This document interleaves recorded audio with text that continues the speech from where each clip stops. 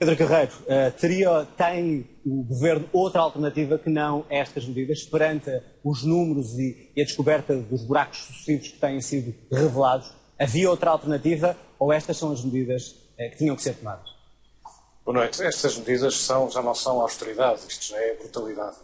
São medidas de um impacto muito forte, muito grande na vida de centenas de milhares de portugueses, sobretudo os funcionários públicos, e de facto para tapar o buraco era preciso medidas deste alcance. Havia alternativas, mas sempre com medidas deste alcance. O alcance, aliás, parece ser profundo demais, ou seja, parece estar a ser necessário ir ainda mais longe do que se supunha, o que eu penso que só tem uma explicação. É que o próprio Governo já está a contar para o próximo ano com uma recessão mais grave do que aquela que neste momento está oficialmente prevista, que é de 2,5%. Eu acharia normal, depois destes números, que o Governo apresentasse na próxima segunda-feira, com o seu Orçamento de Estado, uma previsão de recessão mais grave do que esses 2,5%, e então por isso teve que ir tão longe. Em relação à medida específica em si, eu gostava de lembrar que o Presidente da República está contra esta medida. Ele disse numa entrevista há 2 semanas que era mais justo um imposto extraordinário, como aquele que se aplica este ano sobre todos os trabalhadores, porque abrange todos os funcionários, não apenas os públicos, mas também os públicos e privados. Essa medida era mais justa do que uma medida deste género que só afeta a função pública. Portanto, havia alternativas. Qual é a grande diferença? Eu penso que é essa a razão essencial. É que um imposto extraordinário sobre todos os trabalhadores significa um aumento da receita, um aumento dos impostos. E cortar 2 salários em 14 aos funcionários públicos é um corte da despesa. E nós temos pedido cortes de despesa e não aumentos da receita. Mas quando falamos em cortes de despesa, estamos sempre a falar, a história das gorduras é sempre marginal, nós estamos sempre a falar de salários e de pensões. E foram os salários e as pensões de todos e os salários da função pública que, mais uma vez, foram atacados neste Orçamento de Estado de uma forma que é muito violenta. Em 2 anos, os funcionários públicos terão perdido, enfim, umas contas grosseiras feitas por alto, talvez 1 em cada 4 euros do seu rendimento líquido. Portanto, Pedro, em tua opinião, não há aqui uma distribuição dos sacrifícios? Não, eu não digo isso. O que eu digo é que havia alternativas, por exemplo, esta. Agora, isto de facto penaliza sobretudo os funcionários públicos mais uma vez. A austeridade está a ser distribuída por toda a gente, isso não há dúvida. Mas desta vez e outra vez os funcionários públicos e os funcionários das empresas públicas, que também têm o mesmo tipo de medidas, e os pensionistas. Repare-se que os pensionistas já tinham uma medida prevista para janeiro, que era as pensões acima de 1.500 euros terem uma redução média de 5%. O Primeiro-Ministro não foi explícito, não disse se esta nova medida acresce a essa, mas eu suponho que sim, ou nós supomos que sim. Portanto, além desse corte de 5%, não só o patamar daqueles que são afetados baixa de 1.500 para 1.000, como além dos 5, há um corte de 2 subsídios, portanto 2 em 14 dá mais ou menos, dá quase 15%. Portanto, somando as duas coisas, esses 15 com os outros 5 já estavam previstos, há pensionistas que vão perder perto de 20% ao longo de todo o ano. Portanto, são medidas de facto de um impacto duríssimo na vida de muitos portugueses. Pedro, já vamos continuar a conversar e também com os outros convidados que tenho aqui em estúdio e em Coimbra. Pedro Guerreiro, e perante estas medidas, pensas que são as medidas que podem resolver os problemas de imediato e estimular a economia ou, utilizando aquela expressão que o povo utiliza muitas vezes, pode-se matar o doente com este medicamento, da cura? Claro que pode. Toda a gente tem essa consciência, incluindo o Governo. Portanto, as coisas têm que começar a correr bem em Portugal.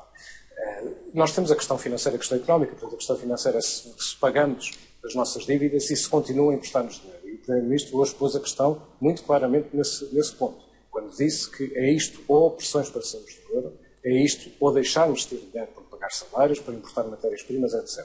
E é, de facto, um problema de liquidez muito grave que Portugal enfrenta. Tem sido notícia nas últimas semanas que as empresas públicas não têm refinanciamento, portanto, quando acabarem os seus empréstimos atuais, não há bancos disponíveis para emprestar mais dinheiro e o dinheiro da Troika não prevê o setor empresarial do Estado. Portanto, isto significa sempre que o Estado é que vai ter que assumir essas dívidas e o dinheiro da Troika não chega.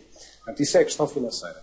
A questão económica, estas medidas não contribuem em absolutamente nada para a recuperação económica. Só havia, no plano da Troika, uma única medida para promover a economia. Só uma. Quer dizer, há as reformas estruturais que produzem crescimento económico com o tempo, mas é passado há alguns anos. Para o crescimento imediato só havia uma medida, que é hoje, que era a redução da taxa social única.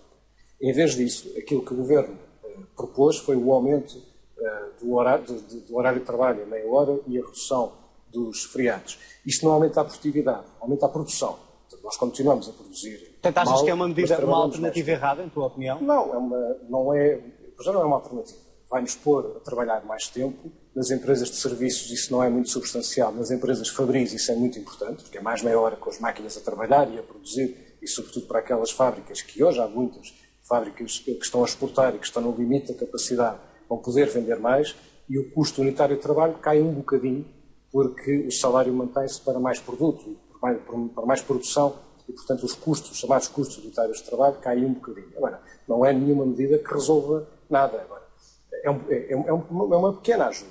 Agora, eu não tenho dúvida nenhuma que se os funcionários públicos se lhes fosse proposto um corte de salário, um corte de subsídio, ou trabalhar mais meia hora, toda a gente trabalhava se calhar mais hora e meia. Portanto, esta medida que pretende apenas melhorar um pouco o crescimento e a capacidade, a competitividade das empresas, sobretudo das exportadoras, é um pequeno sinal, mas não é por aqui que a economia vai começar a crescer. Os próximos meses vão ser necessariamente muitíssimo recessivos.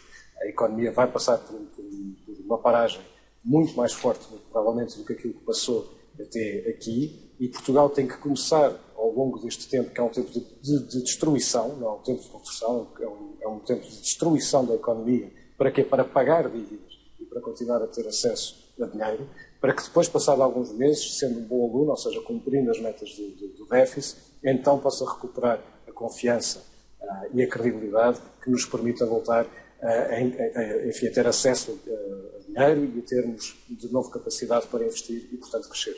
Pedro Guerreiro, temos mesmo que terminar rapidamente, pegando na questão social, até que ponto é que a instabilidade social pode vir a prejudicar o efeito destas medidas? A instabilidade social, obviamente, prejudica, como se viu na Grécia. Mas isso não quer dizer que a instabilidade social não deve existir. Obviamente que ela faz parte do processo de relação política. Agora, o Primeiro-Ministro fez um apelo muito direto à coesão. Ele disse claramente que é preciso o envolvimento de todos os parceiros sociais, das empresas, de todos os portugueses.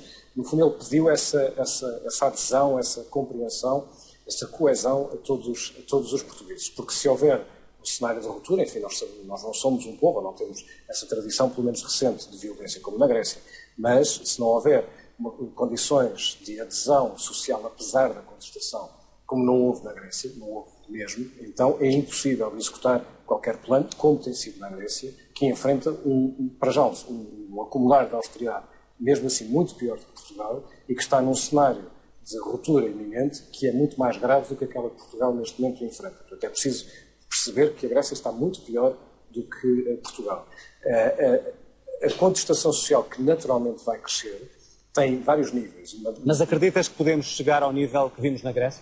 Não, eu não acredito. Eu pessoalmente não acredito. Mas, honestamente, não. Quer dizer, há outras formas de contestação social que não são de violência, por exemplo, de criminalidade, por exemplo, de aumento de greves de zelo. Uma das formas de contestação, entre aspas, que evidentemente vai acontecer é a fuga aos impostos, é a economia paralela, porque perante uma carga fiscal tão pesada, muitas pessoas acharão não apenas que precisam, mas quase que devem, porque se sentem assaltadas. Isto também são formas de contestação social. Pedro, temos que terminar.